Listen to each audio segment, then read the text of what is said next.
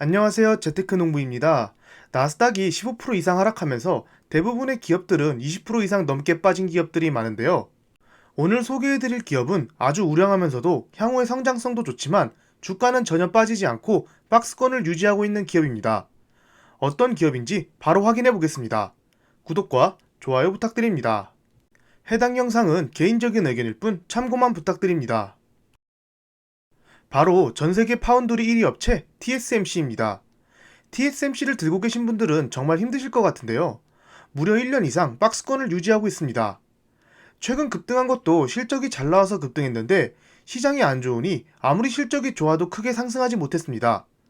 그래도 중요한 점은 TSMC는 다른 종목과 달리 큰 하락이 없다는 점이죠. 보시면 나스닥은 15% 이상 하락했지만 TSMC는 박스권 안으로 다시 들어왔을 뿐 큰 하락은 안 했습니다. 하락장에서 잘 버틴다는 것은 시장에서 계속 매수세가 들어오기 때문에 잘 버티고 있다고 생각합니다. 그렇기에 추후 시장이 좋아진다면 더 급등할 확률이 높다고 생각됩니다.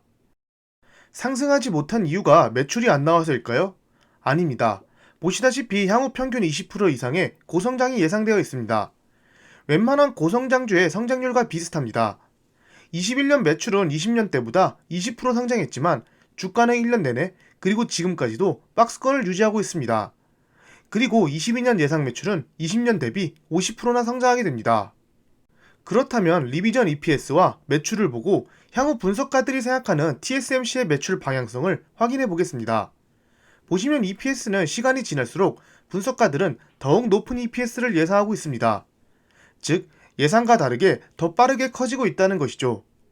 반대로 매출도 성장 추세를 계속 보여주고 있지만 최근 들어 살짝 감소했습니다. 하지만 급등을 하면 쉬어갈 때도 있듯이 추세 자체는 상승이고 최근에 예상 매출이 급등한 다음 살짝 꺾인 것이라서 그렇게 크게 문제 있어 보이지는 않습니다. 현재 PER을 확인해보면 박스권을 유지하면서 그리 크게 하락하지는 않았습니다. 하지만 포워드 PER이 20 이하로 떨어지게 된다면 보시다시피 빨간선 부분까지 떨어집니다. 코로나 때만큼 떨어지는데요. 현재 TSMC의 상황을 봤을 때 PER이 20 이하로 떨어지는 것은 심각한 악재가 없는 이상 힘들어 보입니다. 그리고 대표적인 박스권 종목인 아마존과 한번 비교해 보겠습니다. 파란색 선으로 표현된 아마존은 보시다시피 최근에 PER이 급락했는데요. 물론 주가 하락이 TSMC보다 더 컸지만 그 하락에 비해 훨씬 더 크게 PER이 떨어졌습니다. 어쨌든 두 종목이 언제쯤 박스권을 탈출할지 기대가 됩니다. 기업의 안정성 지표인 유동비율을 분기별로 계산해 보겠습니다. 200%가 넘으면 안정적이다라고 평가하는데요. 보시면 분기가 지날수록 조금씩 200%에 가까워지고 있습니다. 아무래도 투자를 많이 하면서 단기 부채들이 많이 잡혀있지만 그만큼 현금성 자산도 엄청 많기에 200%에 근접하게 유동비율을 유지 중입니다. 이 지표가 200% 이하여도 100%만 넘으면 그리 위험할 정도는 아니나 100% 이하인 종목은 조심해야 합니다. 분기별 연구비를 봐보겠습니다. 21년 4분기 연구비는 매출의 7.3%밖에 안 되는데요. 보시다시피 파운드리 시장에서 인텔이 다시 들어오고 있고 3나노, 2나노 등 점점 더 집약 기술이 필요한데 연구비는 크게 늘어나지 않았습니다. 이것은 파운드리 업체 특성 때문에 그런데요. 반도체 파운드리 시장은 자본 집약적 산업이기 때문에 이렇게 카펙스가 느는 게 중요합니다. 즉, 엄청난 투자를 통해 비싼 장비를 사면 3나노, 2나노가 가능하기 때문입니다. 설계는 팹립스 업체인 엔비디아나 AMD, 퀄컴 등이 하는 것이죠. 보시다시피 TSMC의 카펙스는 계속해서 신고점을 찍고 있습니다. 삼성도 계속해서 많은 카펙스를 투자해서 따라오고 있지만 TSMC의 점유율을 쉽게 따라오지 못하고 있습니다. 여러가지 이유가 있겠지만 아무래도 삼성전자는 종합 반도체 회사이기 때문에 자사의 반도체 기술 유출을 우려한 회사들이 삼성전자한테는 맡기지 않는 것도 있습니다. 보시면 2020년에는 TSMC가 54%의 점유율을 차지했고 2021년에는 55%를 차지할 것으로 보고 있습니다. 삼성전자는 17% 동일한 비중을 유지 중입니다.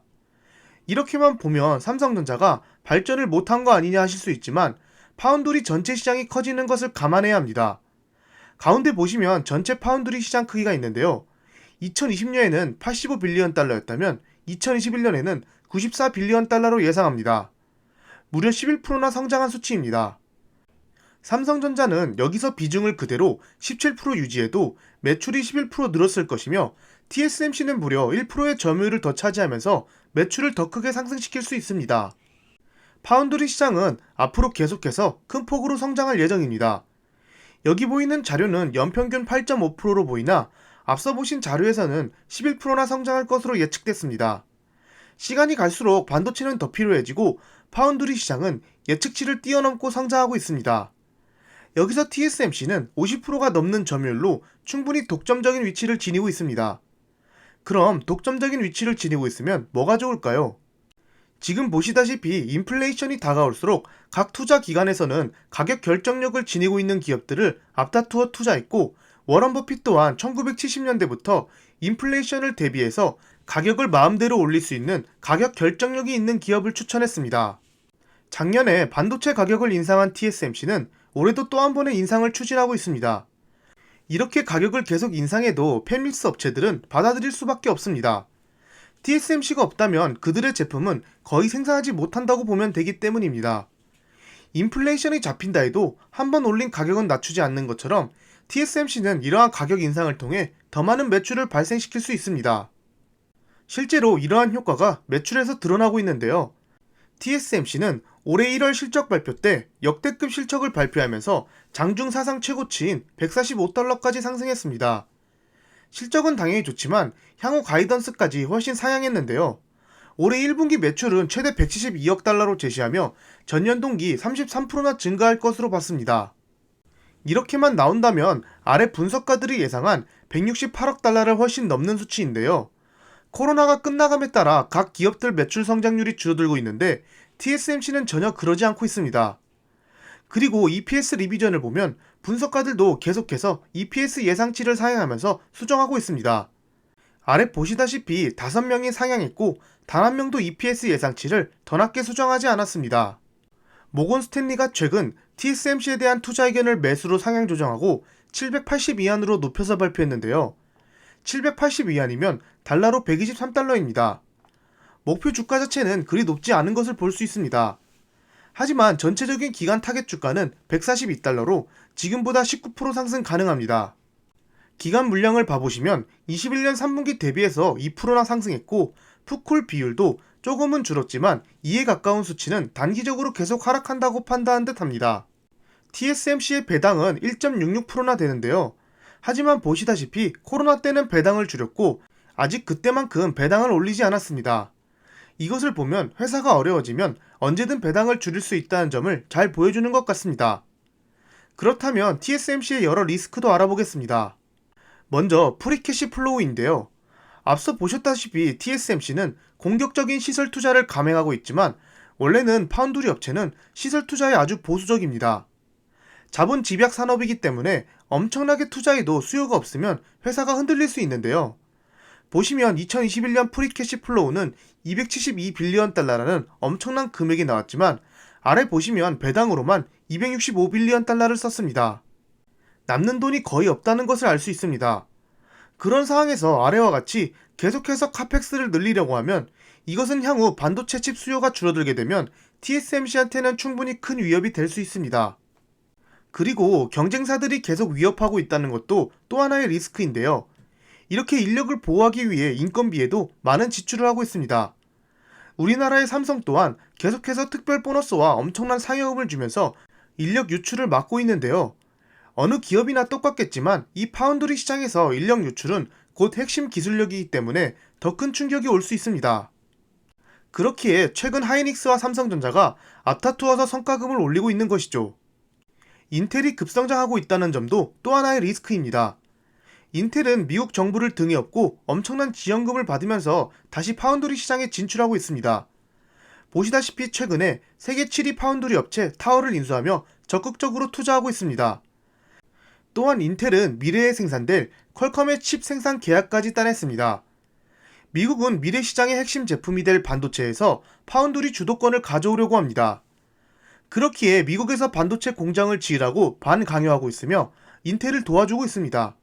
당장 TSMC나 삼성전자한테 큰 효과를 보여주기 힘들 것으로 보이나 만약 인텔이 정말 파운드리 시장에 제대로 정착한다면 TSMC와 삼성전자한테는 크나큰 경쟁자가 될 수 있습니다.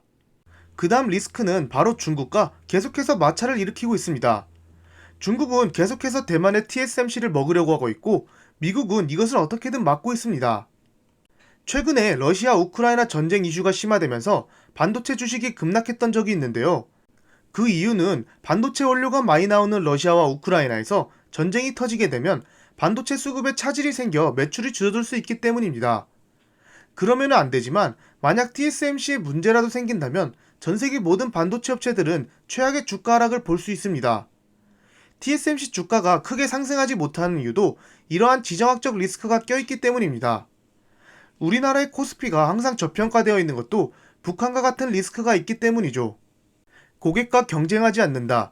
이 말은 TSMC의 경영 철학을 보여주는 말이라고 생각합니다. 여러가지 리스크가 있지만 현재 독보적인 TSMC의 기술력과 점유율은 어느 누구도 쉽게 따라오기 힘들어 보입니다.